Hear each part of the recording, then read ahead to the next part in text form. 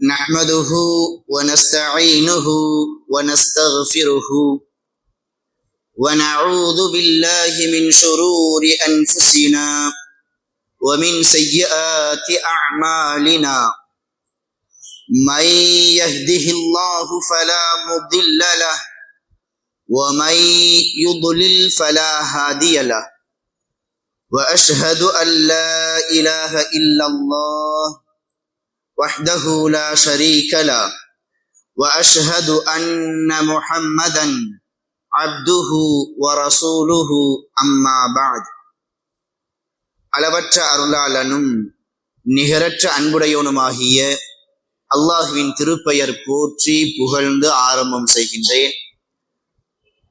அந்த ஏக இறைவனின் சாந்தியும் சமாதானமும் இறுதி தூதர் முஹம்மதுர் ரசூலுல்லாஹ் ஸல்லல்லாஹு அலைஹி வஸல்லம் அன்னவர்களின் மீதும் நல்லவர்களின் மீதும் குறிப்பாக நம்மவர்களின் மீதும் வந்து சேரட்டுமாக.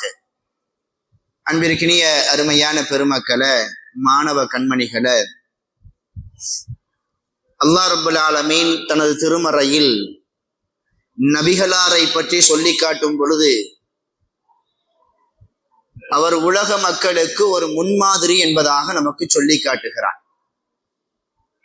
முஸ்லிம்களுக்கு மாத்திரமல்ல, மனித சமூகத்திற்கே சிறந்த முன்மாதிரி கண்மணி நாயகம் ஸல்லல்லாஹு அலைஹி வஸல்லம் என்பதாக திருமறை நமக்கு சொல்லி காட்டுகிறது. ஒரு மனிதன் தனது வாழ்க்கையில் என்னென்ன விஷயங்கள் எல்லாம் செய்வானோ அத்தனை விஷயத்திற்கும் சிறந்த முறையில் சிறந்த வழிகாட்டுதலை காட்டக்கூடிய ஒரு வாழ்க்கை நபிகளாரின் வாழ்க்கை. ஒரு மனிதன் மனிதனாக பிறந்து மரணிக்கும் சமயத்தில் புனிதனாக மரணிக்க வேண்டும் என்று யார் ஆசைப்படுகிறாரோ அவர் நபிகளாரின் சொல்லையும் செயலையும் பின்பற்றினால் போதும். பிறக்கும் பொழுது மனிதனாக பிறப்பான், ஆனால் மரணிக்கும் பொழுது புனிதனாக மரணிப்பான். எப்பொழுது நபிகளாரின் சொல்லையும் செயலையும் தனது உள்ளத்திலும் தனது இல்லத்திலும் யார் பதிய வைப்பாரோ, தனது சொல்லிலும் தனது செயலிலும் யார் அதை கொண்டு வருவாரோ அவர் கண்டிப்பாக மரணிக்கும் பொழுது புனிதனாக மனிதர்களில் சிறந்தவனாக மரணிப்பார். ஸல்லல்லாஹு அலைஹி வஸல்லம் அவங்க எல்லா விஷயத்திற்கும் முன்மாதிரி. அதுல ஒரே ஒரு விஷயத்தை இன்னைக்கு நம்ம பார்க்க போறோம். என்ன விஷயம் அப்படின்னா, நமது வீட்டுக்கு அருகாமையில் இருக்கக்கூடிய அண்டை வீட்டாரோடு நாம் எவ்வாறு நடந்து கொள்வது என்பதற்கு சிறந்த ஒரு முன்மாதிரி ஸல்லல்லாஹு அலைஹி வஸல்லம் அவங்க. இன்னைக்கு வீட்டை விட்டு வெளியில வந்தாவே அக்கம் பக்கத்து வீடு பக்கம் இருக்கிறாங்க பாருங்க, அவங்களால மிகப்பெரிய ஒரு மன நெருக்கடி ஏற்படும். பக்கத்துல நிறைய குப்பைகளை கொட்டி வச்சிடுறாங்க, அசிங்கங்களை கொண்டு வந்து கொட்டி வச்சிடுறாங்க. அவங்க யோசிக்கிறது இல்லை, இந்த பழக்கம் நம்ம கிட்ட இருந்தாலும் நம்ம திருத்திக்கணும். பிற மக்களுடைய சாபத்தையும் பிற மக்களுடைய வெறுப்பையும் சம்பாதித்து நாம் வாழக்கூடாது. குறிப்பாக அக்கம் பக்கத்தார் அண்டை வீட்டாருடைய அன்பை பெற வேண்டுமே ஒழிய அவருடைய வெறுப்பை பெறக்கூடாது. அண்டை வீட்டாரை நாம் பார்த்தாலோ நம்மை அண்டை வீட்டார் பார்த்தாலோ, அண்டை வீட்டார்னா என்னன்னு புரியுதா தம்பியெல்லாம்? புரியுதா? அண்டை வீட்டார்னா என்ன? பக்கத்து வீட்டுக்காரங்க. ஓகே, நம்ம பக்கத்து வீடோ எழுத்த வீடோ மஹல்லான்னு சொல்லுவோம்ல, நம்ம மஹல்லால நம்ம வருவதை பார்த்தா 4 பேரு சிரித்த முகத்தோடு நமக்கு சலாம் சொல்லணும். நம்மை பார்த்தால் அவர்களுக்கு கண் குளிர்ச்சியும் மனம் மலர்ச்சியும் அவர்களுக்கு ஏற்படணும். நம்மளை பார்த்தாவே முகத்தை சுருக்கிக்கிறதும், அவர்களை நாம் கண்டோம் என்றால் நமது உள்ளம் இறுக்கமாக இந்த மாதிரி இருக்கக்கூடாது. பக்கத்து வீட்டுக்காரரு யாராக இருந்தாலும் சரி, ஒரு படி மேலே சொல்வதாக இருந்தா, நம்ம பக்கத்து வீட்டுல ஒரு காஃபி இருக்கிறாருன்னு வைங்களேன், அல்லது வேற முஸ்லீம் அல்லாத ஒரு மதத்தை சார்ந்தவர் ஒரு கிறிஸ்தவர் இருக்கிறாருன்னு வைங்களேன், அவரோட கூட நல்ல முறையில நம்ம நடந்துக்கணுமா. இதை யார் சொல்றா? ஸல்லல்லாஹு அலைஹி வஸல்லம் அவங்க சொல்றாங்க. சொன்னதோட விட்டுட்டாங்களா? அவங்க நடத்தையில நடந்து காமிச்சாங்க. பக்கத்து வீட்டுக்காரர் என்பவர் நம்ம எல்லாரும் என்ன நினைச்சிட்டு இருக்கிறோம்? அடுத்தவர் என்பதாக நினைச்சிட்டு இருக்கிறோம். ஒரு ஹதீஸ பார்க்கிறோம். அந்த ஹதீஸ பார்க்கும்போது பக்கத்து வீட்டுக்காரர் தனக்கு வாரிசாக கூட ஆகக்கூடிய அளவுக்கு ஒரு சம்பவம் நடக்குது. பாருங்க, அப்துல்லா பின் அம்ர் என்கிற ஒரு நபித்தோழர் இந்த செய்தியை அறிவிக்கிறாங்க. இந்த செய்தி அவர்கள் தொடர்பாக வருது. திருமதியில 1943வது செய்தியாக இந்த செய்தி இடம்பெறுது. என்ன சொல்றாங்க? அன்ன அப்துல்லாஹி இப்னு அம்ரின் ذبحت له شاة في أهله. இந்த அப்துல்லா பின் அம்ர் என்ன செய்யறாங்க? வெளியில போயிருக்கிறாங்க. வெளியில போயிட்டு வீட்டுக்கு வராங்க. வீட்டுக்கு வந்தா அவங்க வீட்டுல ஒரு ஆடு ஒண்ணு அறுக்கப்பட்டிருக்கு. அவங்க வீட்டு தேவைக்காக வேண்டி ஒரு ஆடு ஒண்ணு அறுக்கப்பட்டிருக்கு. வீட்டுக்குள்ள நுழைஞ்சவங்க ஃபலம்மா ஜாஅ கால அஹ்தைத்தும் லிஜாரினல் யஹூதி அஹ்தைத்தும் லிஜாரினல் யஹூதி. அவர் கேட்கிறாங்க, அப்துல்லா பின் அம்ர் வீட்டுக்குள்ள நுழைஞ்ச உடனே ஆடு அறுக்கப்பட்டிருக்குது. அறுக்கப்பட்ட அந்த ஆட்டை பார்த்த உடனே அந்த அப்துல்லா பின் அம்ர் தனது வீட்டார்ட்ட என்ன கேட்கிறாங்க? நமது அண்டை வீட்டுக்காரரு, பக்கத்து வீட்டுக்காரரு, யஹூதி யூதர் ஒருத்தவர் இருக்கிறார்ல, அவருடைய வீட்டுக்கு நீங்க கொடுத்தீங்களா கரிய அப்படின்னு கேட்கிறாங்க. ஒரு தடவை இல்ல, 2 தடவை கேட்கிறாங்க. பக்கத்து வீட்டுல ஒரு யூதர் இருக்கிறாரு, நம்ம அண்டை வீட்டுக்காரரு, அவருக்கு அந்த கறியை கொடுத்தீங்களா, அவர் பக்கத்து வீட்டுக்காரர்களும் அப்படின்னு சொல்லிட்டு 1க்கு 2 தடவை கேட்டுட்டு சொல்றாங்க. அப்துல்லா பின் அம்ர் சொல்றாங்க, சமிஅத்து ரசூலல்லாஹ் ஸல்லல்லாஹு அலைஹி வஸல்லம், அல்லாஹ்வின் தூதர் ஸல்லல்லாஹு அலைஹி வஸல்லம் அவர்களிடமிருந்து நான் கேட்டேன். என்ன கேட்டேன் தெரியுமா? யகூலு மா ஸால ஜிப்ரீல் யூஸீனி பில் ஜாரி ஹத்தா ظننت அன்னஹு சயுவர்ரிசு. ஜிப்ரீல் அலைஹிஸ்ஸலாத்து வஸலாம் அவங்க அல்லாஹ்வின் தூதர் ஸல்லல்லாஹு அலைஹி வஸல்லம் அவங்களுக்கு நசியத் செஞ்சாங்களாம், அவங்களுக்கு சொன்னாங்களாம். எந்த அளவுக்கு அப்படின்னா ரசூலுல்லாஹ்வே நினைக்க ஆரம்பிச்சாங்களாம், பக்கத்து வீட்டுக்காரர நமக்கு வாரிசாக ஆக்கிருவாங்களோ அப்படின்னு நினைக்கிற அளவுக்கு ஜிப்ரீல் அலைஹிஸ்ஸலாம் வந்து என்ன செஞ்சாங்களா, ரசூலுல்லாஹ்க்கு அண்டை வீட்டுக்காரரை பத்தி அவ்வளவு சொன்னாங்களாம். ரசூலுல்லாஹ் சொல்லியிருக்கிறாங்க, அண்டை வீட்டுக்காரரை பத்தி ஜிப்ரீல் எனக்கு எந்த அளவுக்கு எடுத்து சொன்னார் தெரியுமா? அண்டை வீட்டுக்காரருக்கு அவர் எனக்கு வாரிசாயிருவாரோ அப்படின்னு நினைக்கிற அளவுக்கு என்ன செஞ்சாரு, அண்டை வீட்டுக்காருடைய உரிமையை பத்தி, அவரோட நடந்துக்கிறத பத்தி, அவரோட பழகிறத பத்தி, கொடுக்கல் வாங்கலை பத்தி, இதையெல்லாம் எனக்கு ரொம்ப வலியுறுத்தி சொன்னாங்க அப்படின்னு ரசூல் சொன்னதாக அப்துல்லா பின் அம்ர் அவங்க சொல்லிட்டு இந்த செய்தியை சொல்றாங்க. சுபஹானல்லாஹ். பாத்தீங்களா? இது மட்டும் இன்னும் ஏராளமான சம்பவங்கள் இருக்குது, ஸல்லல்லாஹு அலைஹி வஸல்லம் அவங்க தன்னை சுற்றி இருக்கக்கூடிய முஸ்லீம் அல்லாதவர்களோடு, தன்னை சுற்றி முஸ்லீம்கள் மட்டும் இருந்தா அவங்கள்ட்ட மட்டும் நம்ம நல்லா நடந்துக்கிட்டா போதும் அப்படின்னு கிடையாது. தன்னை சுற்றி தன்னோடு பழகக்கூடியவர்கள் யாராக இருந்தாலும், அவர்கள் எப்படிப்பட்ட குணமுடையவர்களாக இருந்தாலும், எந்த மதத்தை சார்ந்தவர்களாக இருந்தாலும் நம்ம கரெக்டா இருக்கணும். நம்ம எப்படி இருக்கணும்? நம்ம கரெக்டா இருக்கணும். நம்மைய பார்த்து அவங்க பாடம் படிக்கணும். ஆனா இன்னைக்கு சூழல் எப்படி இருக்குது? மற்றவங்களை பார்த்துதான் நம்ம காப்பி அடிக்க வேண்டியதா இருக்கு. அப்படி இருக்கக்கூடாது. முஸ்லிம்களாகிய நம்முடைய சொல்லை பார்த்து, செயலை பார்த்து, நடத்தையை பார்த்து, கொடுக்கல் வாங்கலை பார்த்து இஸ்லாத்தை அவர்கள் அறிய வேண்டும் என்கிற எண்ணம் அவங்களுக்கு வரணும். ஆனா இன்னைக்கு சூழல் எப்படி இருக்குது? நாம் தான் மற்றவர்களை பார்த்து அவர்கள் அப்படி காப்பி அடிக்கிற மாதிரி இருக்கு. அல்லாஹ் பாதுகாக்க வேண்டும். ஒரு வாரத்துக்கு முன்னாடி நியூ இயர் வந்துச்சு.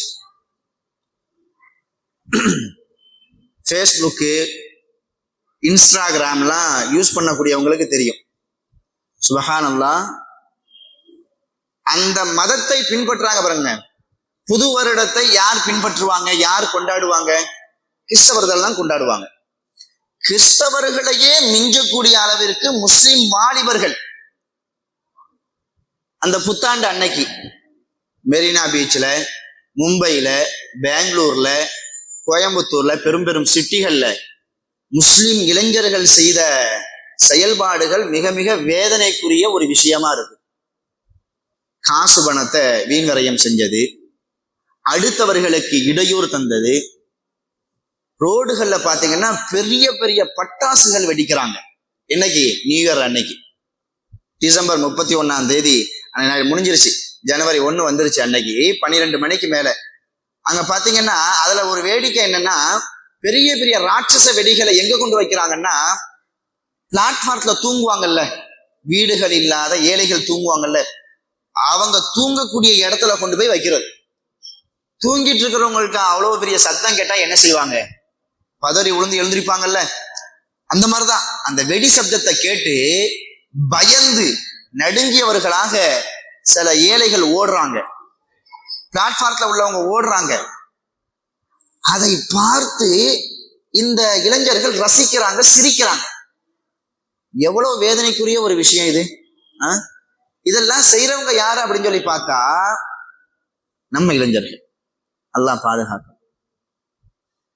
ஸல்லல்லாஹு அலைஹி வஸல்லம் அவர்களை பார்த்து, நபித்தோழர்களை பார்த்து, தாபியீன்களை பார்த்து இஸ்லாத்தை அறிந்து அறிய வேண்டும் என்கிற எண்ணம் கொண்டு இஸ்லாத்தின் பக்கம் நுழைந்தவர்கள் ஏராளம் வரலாற்றில் உண்டு. ஆனால் இன்றைய முஸ்லிம்களுடைய நிலைமை மிகவும் வேதனைக்குரிய ஒரு விஷயமா இருக்கு. ஸல்லல்லாஹு அலைஹி வஸல்லம் அவங்க தன்னை சுற்றி இருக்கக்கூடிய எல்லா மக்களோடும் நல்ல நடந்தாங்க. குறிப்பாக முஸ்லிம் அல்லாத மக்களோடு அவர்களே வியர்ப்பின் உச்சாணிக்கு போகக்கூடிய அளவுக்கு என்ன செஞ்சாங்க? நடந்துக்கிட்டாங்க. ஸல்லல்லாஹு அலைஹி வஸல்லம் அவங்களோட புகாரில வரக்கூடிய ஒரு செய்தி தான். ஒரு யூத சிறுவர் ஒருத்தர், நாமெல்லாம் அறிந்த செய்தி, ஒரு யூத சிறுவர் ஒருத்தவர் ஸல்லல்லாஹு அலைஹி வஸல்லம் அவங்களுக்கு பணிவிடை ஒரு ஹாதிமா என்ன செய்யறாங்க, இருக்கிறாங்க. ஒரு நாள் அவருக்கு ரொம்ப முடியாம போயிடுச்சு. فأتاه النبي صلى الله عليه وسلم يعوده فقعد عند رأسه. தங்கிட்ட வேலை பார்க்கக்கூடியவர் ஒரு யூத சிறுவர், அவருக்கு உடம்பு சரியில்லாம போயிடுச்சு. ரசூல் ஸல்லல்லாஹு அலைஹி வஸல்லம் அவங்க போய் பார்க்க போனாங்க. எங்க? அந்த யூத சிறுவனுடைய வீட்டுக்கு போனாங்க. வீட்டுக்கு போய் என்ன செஞ்சாங்க? அந்த சிறுவனுடைய தலைமாட்டு இருக்கு பாருங்க, தலை பக்கத்துல போய் அமர்ந்தாங்க.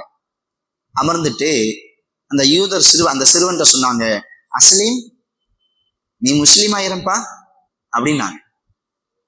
நீ முஸ்லீம் ஆயிர அப்படின்னாங்க.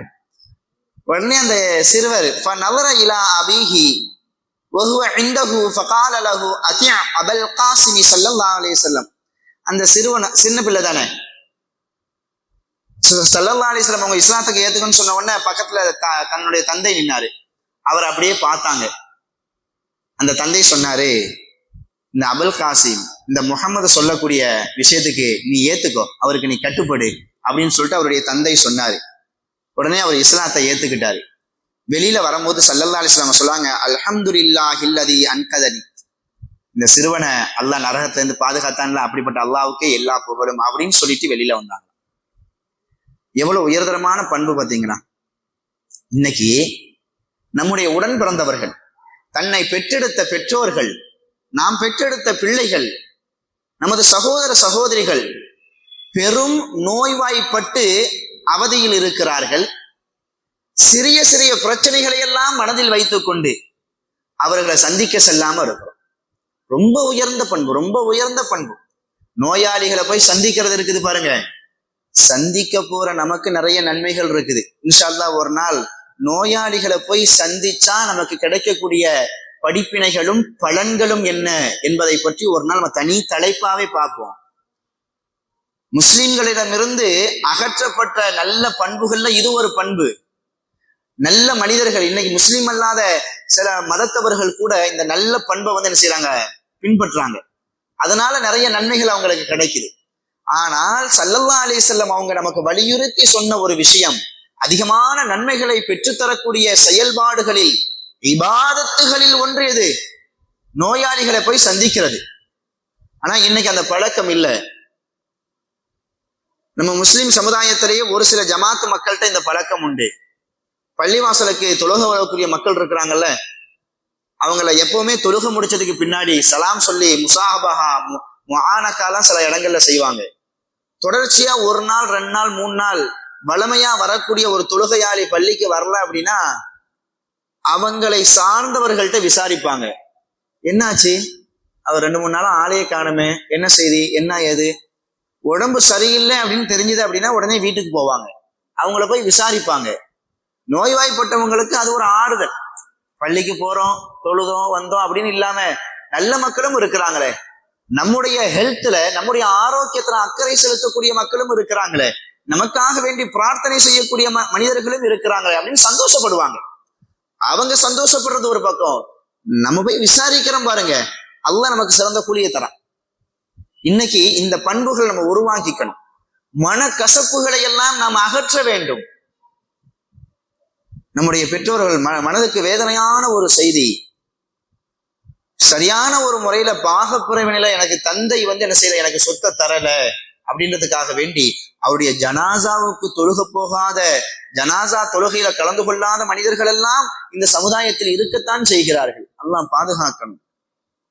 ஸல்லல்லாஹு அலைஹி வஸல்லம் அவங்களுடைய எப்படிப்பட்ட அழகான ஒரு முன்மாதிரி பாருங்க. தன்னுடைய சொந்த பந்தங்கள் அல்ல, தன்னிடம் வேலை பார்க்கக்கூடிய முஸ்லிம் அல்லாத ஒரு யூத சிறுவன் நோய்வாய்ப்படுகிறார்.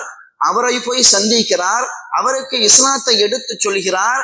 அவர் இஸ்லாத்தை ஏற்றதற்கு பிறகு எப்படிப்பட்ட ஒரு ஆனந்தம், எப்படிப்பட்ட ஒரு சந்தோஷம், அல்லாஹ்விற்கு நன்றி செலுத்துகிறார் ஸல்லல்லாஹு அலைஹி வஸல்லம் அவங்க. இந்த மாதிரி செய்திகளை எல்லாம் வரலாறு ஹதீஸ் என்பதாக மட்டும் நம்ம கேட்டுட்டு அப்படி கடந்து போய்கிட்டே இருக்கிறோம். நம்ம வாழ்க்கையில நம்ம கொண்டு வருவது கிடையாது. நம்முடைய வாழ்க்கையில இதை கொண்டு வரக்கூடிய சூழல் வரும் பொழுது ஹதீஸா, நபிவழியா, அல்லது நம்முடைய ரோஷமா என்று வரும்பொழுது நம்முடைய ரோஷத்துக்கு தான் நம்ம முக்கியத்துவம் கொடுக்கிறோம். இந்த ஹதீஸ் வரலாறுகளை எல்லாம் நம்ம பின்னுக்கு தள்ளிடுறோம். அல்லாஹ் பாதுகாக்கணும்.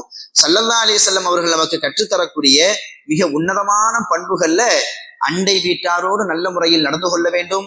அவர்கள் நம்மை பார்த்தால் புன்னகை பூக்க வேண்டும். அவர்கள் நம்மை பார்த்தால் மன நெகிழ்வோடு நடந்து கொள்ள வேண்டும்.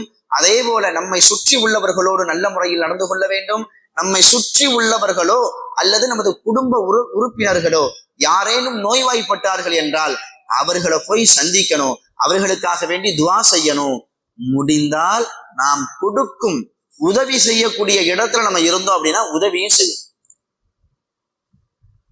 ரொம்ப கஷ்டப்படுறாரு, மருத்துவ செலவுக்கு கூட அவர்கிட்ட வசதி இல்லை, மருந்து வாங்குறதுக்கு கையில காசு இல்லை, இப்படிப்பட்ட ஒரு சூழல் இருக்குதுன்னு சொல்லிட்டு நமக்கு தெரிஞ்சதுன்னா வெறுமனே ஆறுதல் மட்டும் சொல்லிட்டு வராம நம்மால் முடிந்த அளவிற்கு அவருக்கு மருத்துவ உதவிக்கு ஒரு செலவு அல்லது ஒரு மருந்து மாத்திரைகள் வாங்கி கொடுப்பது, இந்த மாதிரி விஷயங்கள் நம்ம ஈடுபட்டோம் அப்படின்னா சுப்ஹானல்லாஹ், அவர் அந்த உதவியை பெற்றுக்கொண்டு நோய்வாய்ப்பட்ட நிலையில் நமக்காக வேண்டி அல்லாஹ்விடத்தில் பிரார்த்தனை செய்தார் என்றால் சுப்ஹானல்லாஹ், அதை விட ஒரு சிறந்த ஒரு வெகுமதியை நம்மளால பெறவே முடியாது. அப்படிப்பட்ட ஒரு வெகுமதி நமக்கு கிடைக்கும். அல்லாஹ் ரப்புல் ஆலமீன் இப்பொழுது கேட்ட இந்த நல்ல குணத்தின் அடிப்படையில் இன்ஷா அல்லாஹ் நமது வாழ்க்கையை நாம் அமைத்துக் கொள்ள வேண்டும். எது போன்ற சூழ்நிலையிலும் இந்த குணங்களை தவறவிடாமல் நமது வாழ்க்கையில் நன்னடத்தையோடு நடந்து மரணிக்கும் சமயத்தில் நமக்காக வேண்டி பல மக்கள் பிரார்த்தனை செய்யக்கூடிய நன்மக்களாக இந்த உலகை விட்டும் நாம் பிரிய வேண்டும். அல்லாஹ் ரப்புல் ஆலமீன் அப்படிப்பட்ட நசீபை நமக்கும் நம்மை சார்ந்தவர்களுக்கும் தந்தல் புரிவானாக. சுப்ஹானக்கல்லாஹும்ம வ பிஹம்திக அஷ்ஹது அல்லா இலாஹ இல்லா அன்த அஸ்தக்ஃபிருக வ அத்தூபு இலைக். அஸ்ஸலாமு அலைக்கும் வரஹ்மத்துல்லாஹி வபரகாத்துஹு.